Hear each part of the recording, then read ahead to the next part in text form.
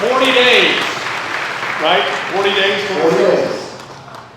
It's cool to see some of the old video on there, on the hype video, going back to, I can go back to 76, 50 years ago, the Peach Bowl season in 1976. But you were out there somewhere. What section were you guys sitting in? We were 128, which is different from when I was coming here at Commonwealth.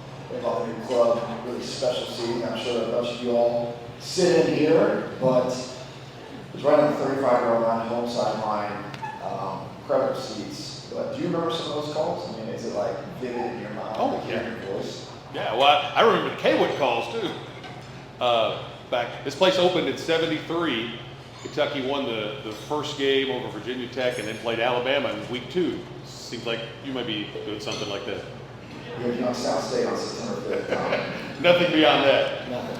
You said in the video, they used the clip in your news conference, the video, you didn't come here to be average. What goes into being above average in a job as a head coach of an SEC program? Well, I think it's all about the people that you hire. We have an excellent staff here. Actually, like anybody, all our coaches to stand up that are sitting here. You guys could.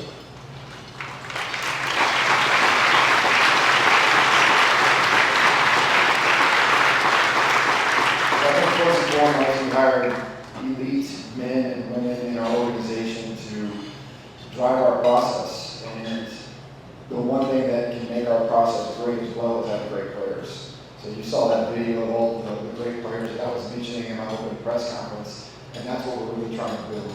Excited about this roster that we built for the 26th season, and that we're going to continue to do that through high school recruiting, through portal acquisition, and really through just our process is what I love. Obviously, when you're recruiting, whether it's high school kids or guys out of the portal, you'd sell things like playing time, NIL is certainly part of it now. What else are you selling them on when you're trying to get them to come and be a Wildcat? To me, it's all about connection. We talk about that a ton in our program. Being really connected to each other as players, where they actually enjoy playing with each other. They actually know the guy to their left and to their right, and know their story. Building connection with our coaching staff, not having transactional relationships, but really investing in our players. And then I want our players to see the connection within just our staff. You see a bunch of guys that love to coach with each other. I was at Joe Sloan's little girl Lottie's second or third birthday yesterday. It was Shrek theme, and we had some coaches there with their kids as well. So that type of bond, that connection for real, and then the connection with our fans and this university. That's what the big selling point is. And that all goes back to, like I mentioned, the people in our building and the people in the state. I know, because I can interact with fans and hear it, see it, there is a tremendous excitement that is building towards September 5th. You're immersed obviously in your job, but do you get a sense of what's out there among BBN? For sure. Everywhere I go in Lexington, everywhere I travel, me and my wife, we were in the Florida Keys recently, and we're checking in at the kiosk to get our rental car for me and Darby and our 2 kids. And the person across says, "Do you know where I went to school?" I'm like, "I really don't." He goes, "I went to UK. This is in Key West." They're everywhere. Key West. And he gave me keys to a 2026 Toyota minivan that was like the most UK blue you've ever seen. So I was going through the Florida Keys with a blue minivan. So the excitement's real. And I feel that for sure. My family does, our coaches do. Because it's football season. It's football time in the bluegrass. Yeah. Nobody seems, maybe somebody can tie, nobody seems prouder of repping the BBN than people in the BBN. Wherever they're in Key West or Alaska or Russia or wherever they are, right? They're everywhere. And we had an event on Saturday night. Coach Brooks was back in town, which was awesome to see him. I actually built a connection with him while being in Oregon. He still lives in Eugene part-time. And he kind of grabbed me by the neck and he said, "These people are effing crazy, aren't they?" And I love them. Like, yeah, they are. And it's the best. It really is. There's nothing like BBN, nothing like our state to represent, especially being a Kentuckian myself. With my history here, it's very special.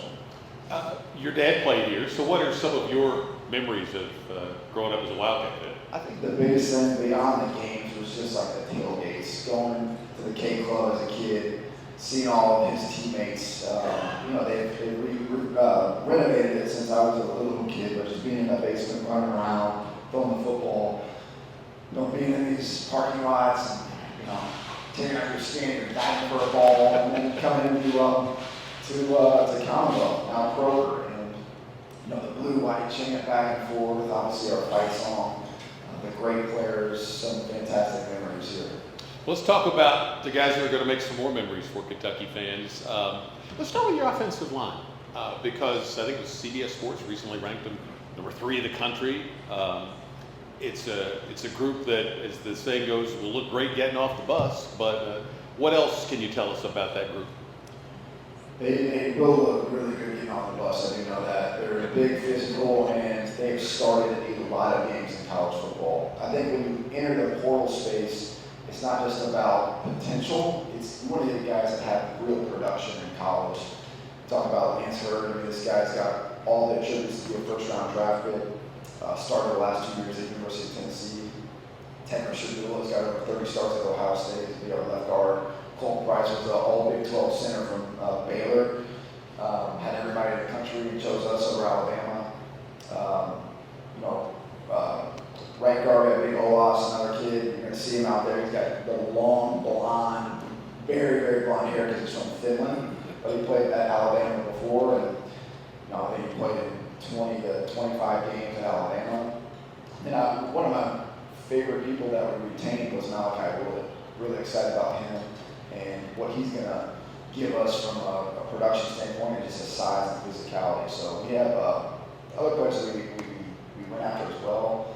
And the big blue wall is real, and it's something that we want to keep representing Coach Schwarman and his legacy here. And that really embodies our team, is that unit. Let's talk about your quarterback. You went to SEC Media Days with you last week, and folks around the league got a chance to hear from him and see the kind of confidence that he exudes. What has impressed you in what you saw on the field and maybe off the field since he arrived? Well, he's a student of the game. He has a very high football IQ coming from Notre Dame. Joe Sloan and I and other guys on our staff have a ton of respect for that program and the guys that coached him prior to being here in Kentucky. So we felt like he was in a place that coaches similar to us. And then to get in here and to see him grow within our offense has been very exciting. It seems like he's been in our system for multiple years. Got great presence in the huddle and no huddle situations. He's very accurate, goes on time. And he's mobile. I mean, this guy is a really athletic player, and I'm really excited about his opportunity to be our quarterback. You've said you want your quarterback completion rate to be around 70%, or obviously better would be even greater. What goes into getting to that number? Well, I mean, taking completions is huge. I think young quarterbacks, especially, or certain offenses, really demand playing outside of that element of our offense. So we teach really touchdown, check down mentality. It's not a sign of weakness to dump the ball off to the back in the flat or tight end in the flat. You don't have to play action pass and then go get 8 yards. The game of football is really about, it's this simple, just moving the ball forward. I know that's very elementary, but it's so key. And if quarterbacks can understand that, if they can understand that if we just get 2 yards on this play, that's okay. We'll be in 2nd and 8. But it's better than 2nd and 12. So I think that's the key in being a high percentage passer. It's just understanding the game, being a manager. It doesn't mean we take away his playmaking ability, but we want to continue to push the ball down the field and score touchdowns. Kentucky fans are always wanting more throws to the tight end. Probably as long as you and I have been here watching this games as kids, they were talking about that. And there have been some really good ones that have come through here. First team All-American and James Whalen. Your system has always relied heavily on the tight ends and having some talented guys at that spot. You come into a situation where you have some very talented tight ends to start with. Very. I really love Willie Rodriguez and what he's been able to do since we got here. Buying into our system, being a great leader vocally, works his tail off every single day. He's a Kentucky kid from Cubcap. He's got all the attributes that I've seen over the past few years of being a very productive player in college and beyond. So I'm really excited about Willie. Took him to media days with me as well. Henry Boyer is like a true inline tight end. This guy's 6'6", 265. He actually showed a lot of promise stretching the field for us this spring. Excited about that 1-2 punch. And you add Mikael Skinner to the mix, who is kind of a do-it-all player. He's a guy that will be able to throw screens to you, hand the ball to, throw him down the field. He's a very talented football player. Got to continue to evolve his game, but I think the sky's the limit for Mikael. What about the guys that eventually will hand it to or throw it to, the running backs, wide receivers? Tell us a little bit about those groups. Sure, yeah. I mean, our running back room has some veteran players in that room.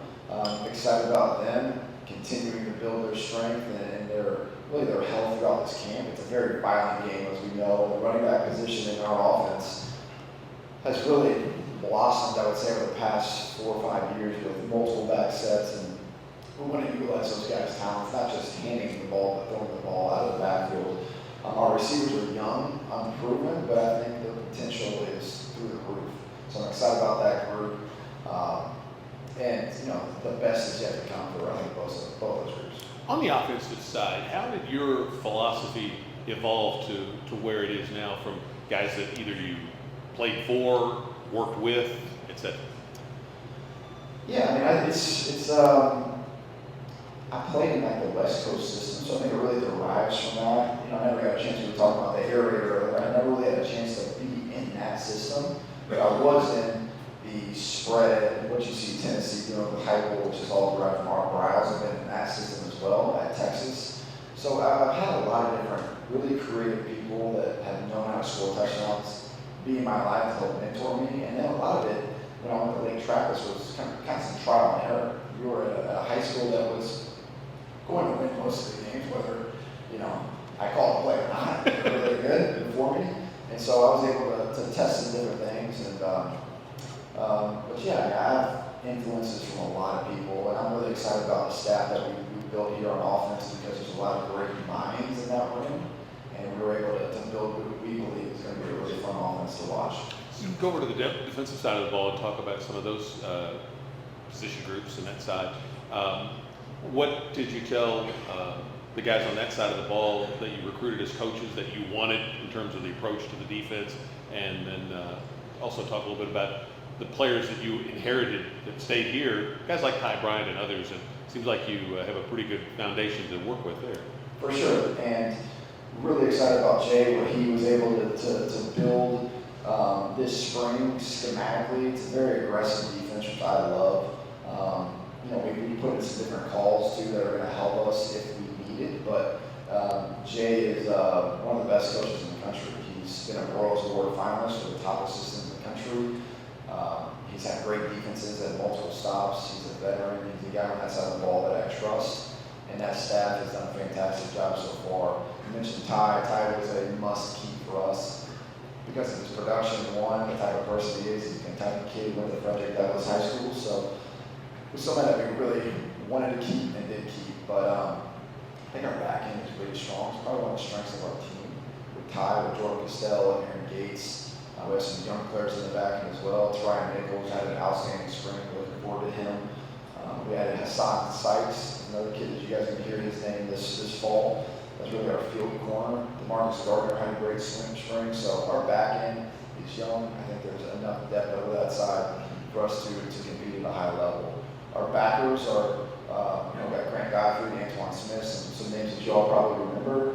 Added Bo Barnes to the mix. He was arguably the best linebacker in the country coming out of high school just 2 years ago. Signed with the University of Texas, spent 1 season there, and now he's with us. So excited about that linebacker core. Then our D-line, we have some fantastic players. Tavion Gadsden, we had to retain. Marquise Humphrey-Briggs, we had to retain. We brought Big Chops back. He was a Frederick Douglass kid from Purdue. His name is Big Chops for a reason. You guys will see him. He's big. And continuing to build up our young edge pieces who have a lot of talent. So it's going to be a fun, exciting defense to watch. And Coach Baker is one of the best in the business. Special teams, what about those areas? What's exciting to you? For sure, yeah. We have 2 Australian punters, which is fun. One, Wilson is, I think he's 29 years old. He's got a wife and 2 kids. Freaking awesome. His kids are running around the facility just like my kids, which is great. And then we had Tom from Murray State. So Excited about our punters, snappers are doing a hell of a job. I think Jake is one of the best kickers in the country. He's got a really powerful leg, not just on kickoffs, but even PAT field goal. He's done a really good job. And Coach Fleming, Parker Fleming's my special teams coordinator. He was one of the guys I brought with me from Oregon. He also works with our inside wide receivers, but fantastic coach and teacher, has a lot of energy and juice, and looking forward to changing the game on special teams. New look in the weight room over at the facility next door. What did you get accomplished collectively with your guys in that area leading up to the start of training camp here soon? Well, we got $3 million into that weight room. It finished in May. It took about 14 days for Sorinex, which that's a top-of-the-line weights room company that came in, completely gutted the floors, redid everything, brand new racks, brand new weights. It is fantastic, and it makes us as coaches who sometimes don't work out enough want to go in that weight room because it's so great, state of the art, brand new technology, stuff that is really special. So our players and Brandon Roberts, my head strength and conditioning coach, they've been working their butt off all summer long to get themselves in shape, not for September 5th, but really for practice. That's what summer's all about, is prepping your body and mind for the start of training camp. And they did a great job, and I'm really excited about just the future of our strength and conditioning program. You had, I'm sure, things you obviously needed to get installed, but also just maybe mindset, culture kinds of things to get implemented in the spring. Did you hit all the marks you wanted to hit there? I think so. We kept building on it throughout the summer. Culture or DNA is something that you can never stop doing. You can't stop preaching. You can't stop actively embodying your DNA traits. So, like I mentioned, connections is the biggest thing, in my opinion, for a great team. It's a team that loves each other, because a connected team, they play the longest they play the hardest for the longest. So that's important to us. And we had to build toughness. Had to. This is a very, very, very tough game. You practice so much, and you only get 12 guaranteed opportunities. So you have to be mentally and physically tough. We just mentioned the weight room is a big piece of that, and just how we practice. Accountability is something that we take pride in. It's really simple. I got a simple team rule: be where you're supposed to be, doing what you're supposed to be doing, when you're supposed to be there, with perfect effort. And then everybody in this room could live by that one rule, and you're going to be in a much healthier spot. Just show up on time, do what you're supposed to do. We talk about doing your job on the field. Well, if you can't show up on time in a meeting, how can we expect you to do your job that really matters in front of 70,000 screaming going to the Kroger Field? And then sacrifice. We talk about like playing for Kentucky in the age of college football, college athletics, where there's so much change, new teams every year, not just us with a new staff, but across football. There's drastic changes in rosters. And so you have to play for the team on your chest. You have to. And that's that connection. And sacrificing your personal glory for the betterment of the team it's hard. It's a selfish world. Players aren't the only selfish ones. Coaches are too. People are. Fans are. Everybody has that selfish mindset at times. So we're trying to eradicate that and clear it and go attack together as one. I remember a great story from a guy named Dallas Owens, who was a fantastic defensive back here on those great teams in the mid-'70s. I think they won 2 games in '75, went to the Peach Bowl the next year, went 10-1 the year after that. And he talked about how it got to the point those last couple of years where the players were accountable to each other, to the point that the coaches didn't need to coach things up or handle things or somebody's late or all that kind of stuff. That players handled all of that. How do you get to that point when you're coming in new, and that's what you want to build, that player-led accountability? How do you get there? Well, there's a lot of different ways that you can do it, but yeah, you're right. I mean, player-led, coach-fed, that's something that's been said in football for a long time. This summer in particular, we call them the commanders and the co-commanders, and we almost thrusted certain players into leadership roles that were overseeing smaller groups of the team. It wasn't their position group, it was they got to choose who they wanted to lead. And we had really a plus-minus system where they were adding up points or subtracting points based on true accountability. Not just performance on the field, but showing up on time, cleaning up after yourself. Some very simple tasks that we all believe are very simple in this room.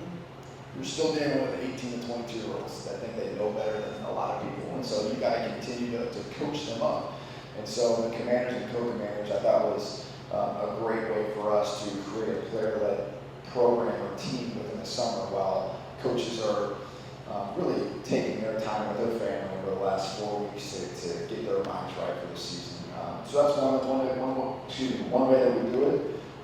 But it takes time. It doesn't happen overnight. You mentioned that happened more in year 3 with that team, and so we're building that, and I think identifying leaders and captains is huge in having a player team. Comfortable with the level of that you see and sense among your group in terms of leadership? I am. I mean, these guys have really just opened up their chest to us since we got here. You know, they were very enthusiastic about, you know, this staff coming in, and I haven't felt really one bit of pushback, and that's very common. I think, and it goes back to us as coaches diving into these players' lives and knowing them before you just go out there and coach them hard. They got to know that you love them. They have to, and that takes time. It's not something that happens overnight, and we're always preaching it and doing it, and we'll continue to do that throughout fall camp, leading up to our games and this whole season. It's a week from today, I guess it'll be media day, and then I think you said guys will have a couple of days of doing some walkthroughs and things, but later next week, you'll get on the practice field for the first time. So what, in your mind, needs to get accomplished? What are the boxes you need to check before September 5th?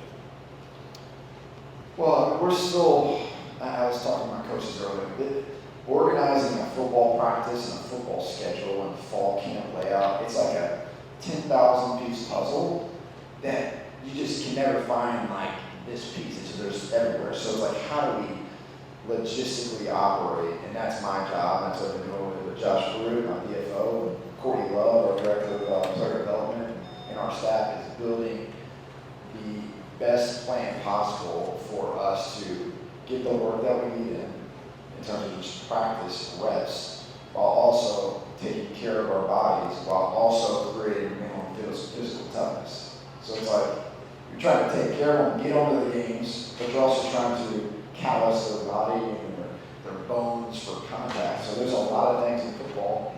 That's why it's very difficult because of our game. It's very violent, as we all know. And so getting all that tuned up, which I believe we're about 99.9% done. My coaches and I, we're going to go on a little staff retreat in the middle of this week to have some fellowship and some connection ourselves, while also just kind of setting the tone for us leading into this season. And then I'm going to have a team event on Saturday at my house, bring them over swimming and connect more. And then Monday we'll start media day. And next Thursday, the first true practice. So it's here. I mean, it's not like it's here already. I think we feel that as coaches, and it's very exciting. You sat out there and listened to all the building excitement of a pregame, band's on the field, and the team comes on the field, and fans are standing up and cheering, all that. You will want to stand up and cheer. Have you allowed yourself to think ahead to what it's going to be like on September 5th to be the guy that's coming out with the University of Kentucky football team? I don't know if I have, but I haven't gone into that moment yet. I'm seriously not trying to be the coach to speak right now. I'm so laser focused on the day. I'm laser focused on we got staffing day at 4, and after that I'm gonna call all of our commits, go there and love, who's our director of recruiting, and make sure that I'm dialed on today. But I know that moment's gonna be special. It's gonna be very unique. But I also, if you get so emotional in this game, then you kind of can create some poor decisions for yourself. But I'd be probably lying to you if I told you I'm not going to have probably some emotions running out of that tunnel because of everything leading up to that point. Not just coming back to UK, but just the hard work and sacrifice of my wife, my kids, my family, everything that got me this opportunity. So it's obviously been very special to be back at UK, to be back in Kentucky, where my family is close, but the hard work and dedication, not just from my wife, but all of the wives and all the families of the coaches on our staff, the players, that to me, that's what gets me more choked up than just, the nostalgia. It literally takes a village, and our guys and our families have done such an unbelievable job. Let's close on this one. How When did you first start to think that you wanted to be a head coach? And then how do you kind of shape the guy that is now a first-time head coach at the University of Kentucky? I don't know if I remember exactly when I was like, I want to be a head coach. I think when you get into this profession, especially early on, you're just trying to kind of survive. I was telling a younger coach just 2 days ago, we were talking about, he was in his first year of coaching last year. I said, part of this is just sticking to it, man, and like outlasting people. I think that's true in life too. So many people want to quit, give up at the first thing of adversity. It's a hard job. It doesn't happen easily. It doesn't happen often. When you get to coach Division I football at UK, this is an incredible opportunity. And if you just stick to it, I don't know, that's just like a walk-on mentality, just stay through the process. You don't guarantee success, but you guarantee you're going to learn a ton along the way about yourself and you're going to grow as an individual. So, I think throughout my journey, each step has had a different phase. And probably when I got to Oregon is really when I felt like the opportunity to be a head coach, if I wanted to pursue that, was going to be available to me. And it really is because of the winning. When you win, there's enough for everybody. When you don't win, there's not enough for anybody. So the fun is definitely in the winning, and building this culture, building the DNA of our team is what we're working on every single day. So the last one, let me get you one more. You're at Oregon, you're starting to think you might be a head coach at some point, and I mean, you're having success there at a program that's had a lot of success. So it's understandable that that opportunity is going to come at some point for coordinators in those jobs. What made the Kentucky job appeal to you beyond having attended games here in your day plan? I think knowing the process that I learned, not just from Dan Lanning at Oregon, but from Jeff Traylor at UTSA, from Bob Bailey at Trinity, being around these outstanding coaches that have showed me what a winning mindset, a winning culture looks like. To see the University of Kentucky sitting out there in the Southeastern Conference with an elite fan base, great donor support, the city of Lexington, everything that looks, smells, tastes like a winning culture and what it can be, that's what drove me to UK. Obviously being a Kentuckian, coming here, that's one thing, but just to be able to see it from afar and know, man, these guys are 3-1 versus Florida in the last 4 years. These guys, there was a double overtime loss to Texas here, and we couldn't get it in from the 1 yard line, Just stuff like that you see from afar. They go to Oxford in 2024 and be a potential playoff contender at Ole Miss.